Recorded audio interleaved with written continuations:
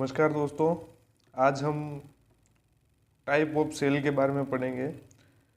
कोशिका के प्रकार के बारे में। कोशिका के दो प्रकार होते हैं, एक होती है प्रोकैरियोटिक और एक होती है यूकैरियोटिक। जो प्रोकैरियोटिक कोशिका होती है उसको हिंदी में असीम केंद्रकी बोलते हैं और जो यूकैरियोटिक कोशिका होती है उसको ससीम केंद्री बोलते हैं। जो असीम केंद्रकी और ससीम केंद्रकी दो टाइप होती है। जो असीम केंद्रकी होती है वो प्राचीन और अविकसित कोशिका होती है। ठीक है दोस्तों, प्रोकैरियोटिक कोशिका प्राचीन और अविकसित होती है और यूकैरियोटिक कोशिका आधुनिक और विकसित कोशिका होती है।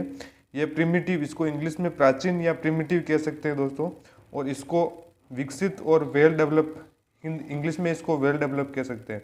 इसके इन दोनों में ये पहला अंतर है दोस्तों, ये प्राचीन और ये आधुनिक होती है। ठीक है, उसके बाद देखेंगे दोस्तों, ये जो केंद्रक होता है, जो केंद्रक प्रोकैरियोटिक में केंद्रक होता है वो झिल्ली लेस केंद्रक पाया जाता है।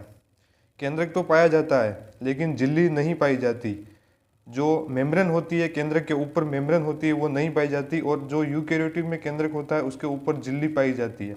और अब देखेंगे आनुवांशिक पदार्थ, जो जेनेटिक मटेरियल होता है दोस्तों, वो प्रोकैरियोटिक में जो जेनेटिक मटेरियल होता है वो डीएनए पाया जाता है।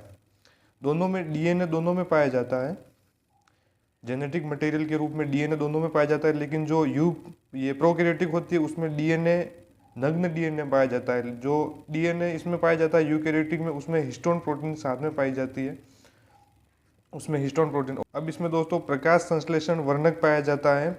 जो प्रकाश संश्लेषण वर्णक पाया जाता है इसमें क्रोमेटोफोर पाया जाता है। इसमें प्रोकैरियोटिक में क्रोमेटोफोर, और इसमें जो यूकैरियोटिक में प्रकाश संश्लेषण पाया जाता है वो हरित लवक पाया जाता है, जिसको इंग्लिश में क्लोरोप्लास्ट कहते हैं और इसको क्रोमेटोफोर ही कहते हैं। तो प्रकाश संश्लेषण वर्णक जो इसमें पाया जाता है प्रोकैरियोटिक में वो क्रोमेटोफोर, और यूकैरियोटिक में हरित लवक पाया जाता है। प्रोकैरियोटिक में सबसे पहले दोस्तों केंद्रक, जो झिल्ली, केंद्रक के ऊपर झिल्ली नहीं पाई जाती, और जो यूकैरियोटिक में केंद्रक के ऊपर झिल्ली पाई जाती है। जेनेटिक मटेरियल इसमें डीएनए प्लस हिस्टोन प्रोटीन होती है और ये नग्न डीएनए होता है। प्रकाश संश्लेषी वर्णक इसमें क्रोमेटोफोर होता है और इसमें हरित लवक होता है। अब जो ये दोस्तों राइबोसोम है, जो प्रोकैरियोटिक में राइबोसोम पाया जाता है वो 70S प्रकार का पाया जाता है, और जो यूकैरियोटिक में राइबोसोम पाया जाता है वो 80S प्रकार का राइबोसोम पाया जाता है।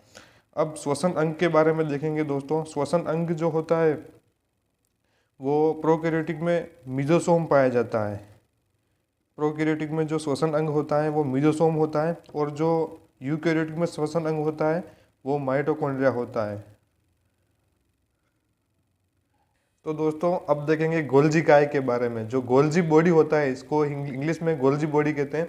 जो गोल्जी बॉडी होता है वो प्रोकैरियोटिक में एब्सेंट होता है, और जो यूकैरियोटिक में होता है वो प्रेजेंट होता है। गोल्जी बॉडी प्रोकैरियोटिक में एब्सेंट होता है और प्रोकैरियोटिक में प्रेजेंट होता है।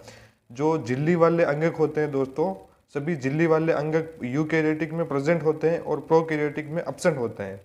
ठीक है, ये दोस्तों हो गए प्रोकैरियोटिक और यूकैरियोटिक कोशिका में अंतर। अब प्रोकैरियोटिक कोशिका और यूकैरियोटिक कोशिका के दो एग्जाम्पल देखेंगे दोस्तों। प्रोकैरियोटिक कोशिका के एग्जाम्पल पहला होता है जीवाणु, जीवाणु जिसको इंग्लिश में बैक्टीरिया कहते हैं। ठीक है, और जो दूसरा एग्जाम्पल होता है वो होता है नीलहरित शैवाल, नीलहरित शैवाल जिसको इंग्लिश में BGA कहते हैं, ब्लू ग्रीन एल्गी। और यूकैरियोटिक के उदाहरण दोस्तों, पहला प्लांट और दूसरा होता है एनिमल। तो दोस्तों वीडियो अच्छा लगा हो तो लाइक कीजिए, अपने दोस्तों के साथ शेयर कीजिए, और ऐसे वीडियो देखने के लिए दोस्तों हमारे चैनल को सब्सक्राइब कीजिए। दोस्तों इस वीडियो में जो भी मैंने पढ़ाया उसके हैंड रिटन नोट्स चाहिए होंगे आपको, तो आप हमारे टेलीग्राम चैनल को ज्वाइन कर सकते हैं। वहाँ पे आपको सभी की PDF मिल जाएगी। धन्यवाद।